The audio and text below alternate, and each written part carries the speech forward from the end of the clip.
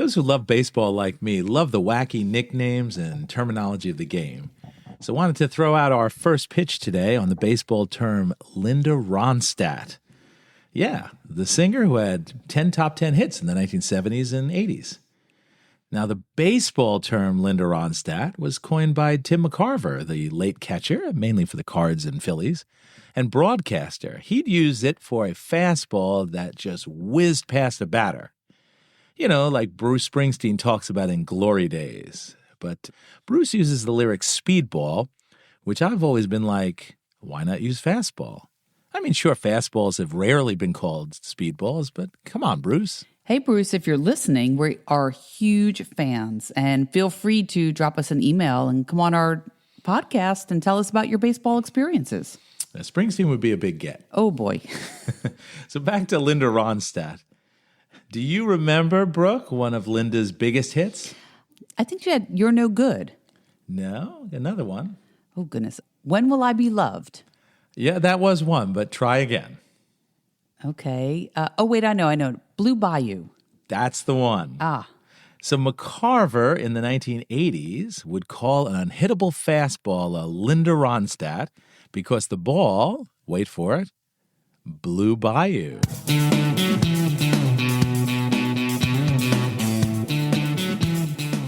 Hello and welcome to Fungos and Fastballs, the podcast of baseball history and trivia. I'm your host, Jerry Dines. Let's jump into today's episode.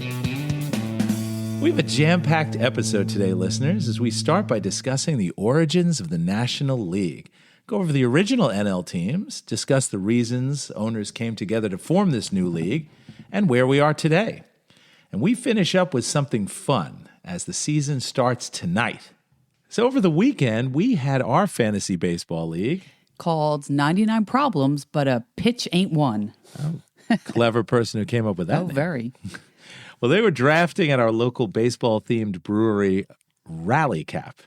Our fellow fantasy league owners gave their bold, and many of them homer, predictions for the 2026 World Series. And we're going to have that at the end of the episode. Preview for the next episode coming up next week is I had a Mendoza line beer. Ooh, we'll have to hear more about that next episode. Yep. Now, if you've been following us here at Fungos and Fastballs from the beginning, way back 6 weeks ago, I chose the release of our first episode to be on February 2nd because that was the date the National League was started and Major League Baseball began. Brooke, you remember way back to our first episode? Certainly. Episode 1, we started with Hall of Famer and base stealer Lou Brock. Feel free to go back and catch up for our episodes.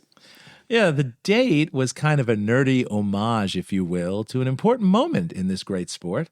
So I thought today's episode might be an opportunity to delve deeper into the start of the Major League, specifically into the origins of the National League in 1876. As tonight we start the league's 150th season. Now, anytime our podcast takes the Wayback Machine too far back into the 1800s, my producer Brooke starts to get a little antsy about alienating potential listeners with these super old memories. Well, as long as you keep them interesting, they'll keep listening. Well, I have faith in our listeners, Brooke. Baseball history is filled with great trivial facts and fun stories. So much to love. We're going to try and make today fun. So the origins of baseball are hazy, filled with myths, legends, and misconceptions, like the false tale once perpetuated by Major League Baseball of Abner Doubleday inventing the game in the Hall of Fame town Cooperstown in 1839. I want to give some perspective of the time frame of the era. The first official game of baseball in the U.S. was way back in 1846 in Hoboken, and America's first professional club was in 1869 with the Cincinnati Red Stockings, which has no direct connection either to the current Cincinnati Reds or the current Red Sox. No surprise there. Well, 2 years later, baseball's first fully professional sports league was formed, the cumbersomely named the National Association of Professional Baseball Players, or the NAPBPB. That's a tongue twister, all right. NAPBP. I can't even say it. NAPBPBBP. That is a mouthful. Well, much easier to say the tightly named National Association, which is much what most people call it. Previously, there was an amateur league, but this is the first professional sports league. Well, pretty soon, issues developed with the National Association. League membership was unstable with smaller clubs, financially less stable teams. Attendance and quality of play varied, especially in smaller markets. And Eastern teams sometimes just didn't show up to some Midwestern teams' home games. Do you mean that an Eastern team would not go out to an away game because it was too far? Yeah, sometimes. Plus, players would jump from team to team without any repercussions in breaking their contracts. The league couldn't regulate schedules. And also, games were rowdy with alcohol and gambling, early problems. Oh, glad those issues don't exist anymore in professional sports. It's much better now, especially the gambling. Well, and not to mention the league was dominated by one club, the Boston Red Stockings, which won 4 of the league's 5 championships. And, just like in football with recent New England Patriots or Kansas City Chief dynasties, or in baseball, perhaps one could say the recent LA Dodgers, fans really enjoy more competition, variety, parity. Or one could say the 1990s New York Yankees. No, but they were okay. Hold on, let's not go too far. No, not at all. So enter William A. Hulbert, who was president of the Chicago White Stockings, who, like Frank Costanza, had a lot of problems with those people. Or at least with the National Association. That was our obligatory Seinfeld reference. He had secret meetings with some equally disgruntled Midwest owners. And, once he had 3 other Midwest clubs on his side, he engineered 4 Eastern clubs to join a potential new league. Hulbert was quite the power broker. In fact, when the new league was formed, the National League of Professional Baseball Clubs, or as we now know it, the National League, he had Morgan Bulkley, the team president of the Hartford Dark Blues, become the league president. But he was really pulling the strings, doing much of the work behind the scenes. Now, Bulkley is controversially in the Baseball Hall of Fame currently, with only 1 year as league president. Now, he would leave after that year to pursue political aspirations. He eventually became Connecticut's state governor and the U.S. senator from Connecticut. Now, Hulbert would slide into that position of National League presidency for the next 6 years, dying in the position. Well, on February 2nd, 1876 in Manhattan, a new league was born with 8 charter clubs. Now, Brooke, we're going to play a little game to keep this old history fun. I'm going to name the 8 clubs, and you see if you can guess the ones that are still around. I'm going to give you a hint. 2 of the original 8 are still teams today. Oh, I'll give it my best shot. Well, to help, I've got my new fun bell, like the bells at hotel desks in old movies. You really don't see these bells too much anymore, do you? Well, that was incredibly annoying, so that's probably why you don't see those bells anymore. I think I'm going to need to hide that sucker after this episode. No, it's very quirky. Oh, gosh, yeah. So, okay, here are the 8 teams. Okay. The Hartford Dark Blues. Okay. The Chicago White Stockings. Okay. The Philadelphia Athletics. Am I supposed to, say it after each team? How do you want me to do this, Joe? I thought you'd guess. Sorry. I thought I'd name... Start again. All right. Go ahead. The Hartford Dark Blues. No. The Chicago... Wait, don't you ding if I'm right or wrong? I'm just going to ding if you're right. So I'm wrong? This isn't that complex. But I'm already wrong? You didn't say that's a team that survived. I said no, it's not a team that survived. Are we still taping here? Yeah. These rules are very confusing. No, okay. I'm going to name a team. Oh, okay. So if you say no, you want to ding if I'm right, you're right about everything. Yeah, I want to know how well I'm doing. All right. The 8 charter members. Okay. You tell me if these teams are still around. Yes. The Hartford Dark Blues. No. Yes. I didn't think you liked the ding. Now you want more of them. When I get something The Chicago White Stockings. Still around. Yes. Those are now the Chicago Cubs. Really? Yes. Oh. The Philadelphia Athletics. I'm not sure. I'm going to hold on that one. You can't hold. Oh, but I want to hear what the other teams are. All right. The New York Mutuals. No. The St. Louis Brown Stockings. Oh, gosh, we've talked about that in other episodes. I'm holding on that one, too. You can't hold. No, let me hold. All right. The Cincinnati Reds. No. That's right. That is not the current Reds team. Okay. The Boston Red Stockings. I'm holding on that one. What's the last one? And the Louisville Grays. No, they're not around. I know that. All right, so the the three you held on was Philadelphia Athletics, the St. Louis Brown Stockings, and the Boston Red Stockings, and only one team of those three so the survived Boston today. Red Sox are still around, and their picture is of a stocking. I'm going to say Philadelphia, no. No. Oh, wait, no, I'm wrong? No, they're not around. Okay, good. Okay. I wouldn't have dinged. Well, it's just confusing. All right, so I've got St. Louis and Boston, but did Boston change names? No, I'm going to say St. Louis is now a different team and Boston's still the same team. Wait, either one of those teams is not around and one team is. I said St. Louis is not, the Brown Stockings are not around. And the Boston Red Stockings, that's the current Red Sox.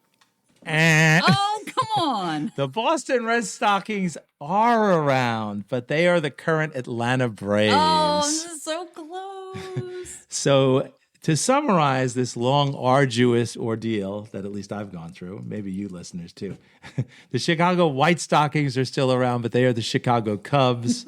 The Boston Red Stockings are still around, but they are the Atlanta Braves. Oh, good one. Because like they that. became the Boston Braves before becoming the Milwaukee Braves, before becoming the Atlanta Braves. The Braves have had quite the history. Yeah, we need to do an episode on all team renamings. You could put them in the notebook. Yeah, well, that's going to be a long episode. So now that we finally got through the 8 original teams, this new National League was formed with some rules and guidelines. So the initial plan was only one team per metropolitan area because of exclusivity, and that would change eventually. But you could not have a team within 5 miles of another team. The cities also should be over 75,000 people at that time. The exception that was grandfathered in was Hartford. This is important, Brooke, because at the time, the old National Association had some really small-town teams. I'll give some examples. The Fort Wayne Kikianga, the Troy Haymakers, the Elizabeth Resolutes, and the Keokuk Westerns. Gesundheit. Well, gambling would also not be allowed on game premises, and admission fees would be standardized at the high rate of 50 cents a game, with 15 cents going to the visiting team. 50 cents a ticket? Man, ticket prices are tracking way above inflation. One big coup for the success of this new league was Hulbert convincing pitcher Albert Goodwill Spaulding, one of the star players of the 1870s, to jump to the Chicago White Stockings. Spaulding would bring several of his Boston Red Stockings teammates to Chicago. Wait a minute. Now I'm confused because I thought you said Hulbert didn't like players jumping teams, but yet it seems he's stealing them for his own team. So am I following this right? Yes, you are. Oh, yes. Now back to Spaulding, quite the businessman himself. He founded a certain familiar sports equipment company also that year, the Spaulding Company, also celebrating 150 years this year. Oh, it's interesting. Yeah.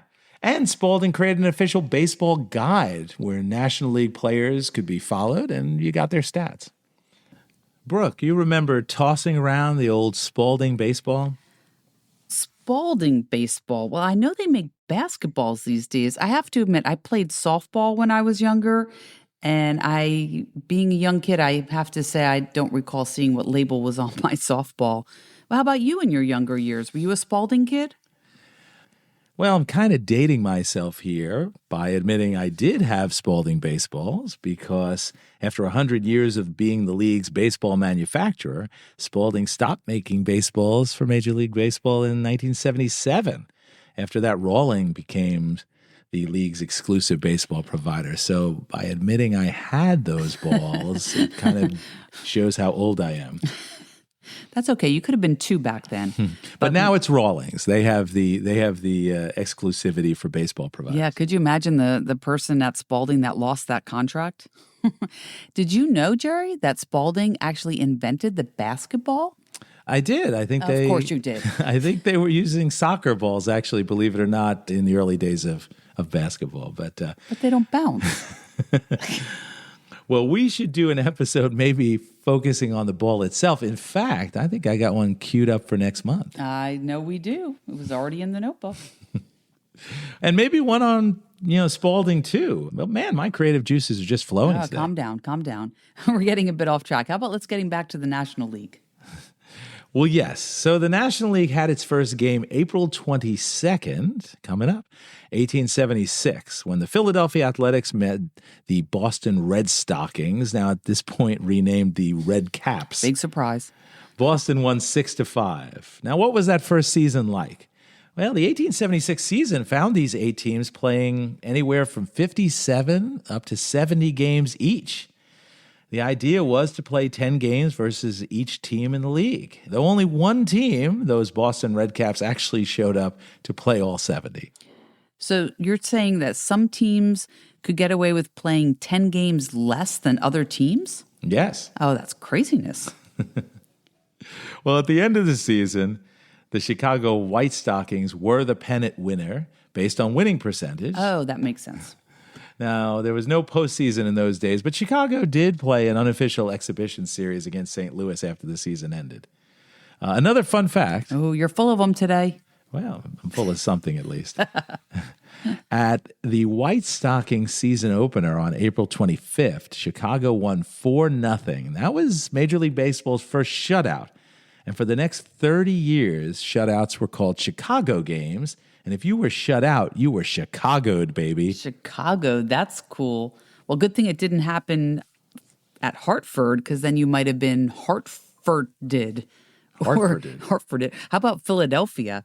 Philadelphia'd. Hartforded. Yeah, how about St. Louis? St. Louis'id. I can't even say them. St. Louis'id. Those are. I like Chicago'd better. And it's a perfect shame, sound. Yeah, it's a shame we still don't use that term, but yeah, for 30 years they did. So after that season, 2 teams, the Mutuals and Philadelphia Athletics, were expelled for not completing the schedules. And during the next few years, the league only had 6 clubs. By 1880, only 2 of the original clubs, Boston and Chicago, remained, as we said earlier. They still remain. But don't worry, others joined. Now, with savvy strategy, business sense, and a lot of behind-the-scenes wrangling, the new league was a success, and the remaining National Association clubs either shut down or reverted to amateur or minor league status. And the National League would eventually use some of the same strategies they originally complained about to prevent rival leagues from developing. They also colluded to restrict players from jumping to other teams or even other leagues. Now, some decisions, like the National League decisions to restrict league expansion, as well as, ironically, continued rowdiness in baseball games that were still part of the game, that would lead to another league in 1901, the American League. I'm sorry. So instead of fixing the problems, it seems baseball just keeps creating new leagues. You hit the nail right on the head. Now, in 1999, the 2 leagues were consolidated under the Major League Baseball umbrella. Now, prior to that, the leagues remained independent for almost 100 years, with each league having different league presidents, although, most of the time under one commissioner. Was there interleague play back then? No. Really? No. Wow. But they did have the World Series. Yes, not originally, but soon after the American League developed. I never thought about that back then. Cool. Currently, with a unified league and discussion by our current commissioner, Rob Manford, of eventual league realignment, such a rigid separation between the American League and National League almost seems quaint. But for baseball fans who once argued vehemently about league differences, especially the designated hitter, which we can discuss in a separate episode, With teams within each league still playing each other frequently, the individual league rivalries have existed for decades, and they still hold strong. For example, you can listen to episode 9, where Jerry's rival Red Sox fan, Mike Walsh, and he discussed the 1978 division tiebreaker game against the Yanks and the Red Sox. That was a good episode, a little trash talking between Mike and myself. It was a really good one. And as promised in the beginning, we thought a fun way to wrap it up was to ask our fantasy baseball fellow owners to usher in this 150th season of Major League Baseball with some World Series predictions of their own. And so here they are. Hey, this is Brooke here. My prediction for the World Series 2026 is Subway Series, Yankees versus Mets. And you know what? I hate to say it, as much as I'm wearing my pinstripes, I think the Mets could do it this year. So we'll see where I fall. This is Edwin. I'm going with Milwaukee versus the Yankees. And I'm going to say that the Milwaukee Brew Crew win the championship. This is James. My World Series picks are the Cubs and the Mariners, and I'm going to take the Cubs for the championship. Go Cubs. Right here. This is Zach, and my picks are going to be the Tigers and the Padres, and I think the Tigers are going to win. This is Chris. I'm going with the Dodgers versus the Mariners, and upset going Mariners. Hey, it's Jerry Dines. You know me as the host of Fungos and Fastballs. I'm still suffering from my World Baseball Classic picks, but I'm convinced this one's a good one. I am going Yankees versus Phillies in the series, and the Yankees will prevail. I'm Justin. I'm going for a Yankees-Mets World Series, a Subway Series, and I think the Yankees will take it all. Hi, I'm Kevin, and I am hoping for a nice brawl of a series, Red Sox-Phillies, and Red Sox will take it all. This is Mike. I'm going to take James's same World Series, Seattle and Chicago, but I'm going to go with Seattle. Ian, manager of the Warriors Bashers, and my picks for this year's World Series are the Dodgers versus the Mariners, and I've got the Dodgers, unfortunately, winning it for 3 consecutive years. Well, Brooke, I don't know if I've convinced you about these older topics, but I found today quite an interesting look into professional baseball's origins. It was a hoot. I want to call out to all our listeners that we have reached over 500 downloads. Wow, that's pretty quick, too. Yeah, thanks, everybody. Well, thanks, Brooke. You're welcome. And thanks, as always, to you for joining us, listeners, especially to our loyal listener in Frankfurt, Germany. We don't know who you are, but shoot us an email at fungosandfastballs@gmail.com. We'd love to hear more from you. And a lot of the other listeners that are in multiple countries that we've been seeing pop up. Thank you. In fact, anybody can email us. Well, they can, certainly. Yeah. Good ideas, compliments, please. Now, hope you all enjoyed. Hope you'll keep listening. And don't forget to follow us on Instagram, TikTok, and Facebook, or subscribe on your podcast platform. This is Jerry Dines, heading back to the locker room and Fungos and Fastballs. Hey, give me that bell.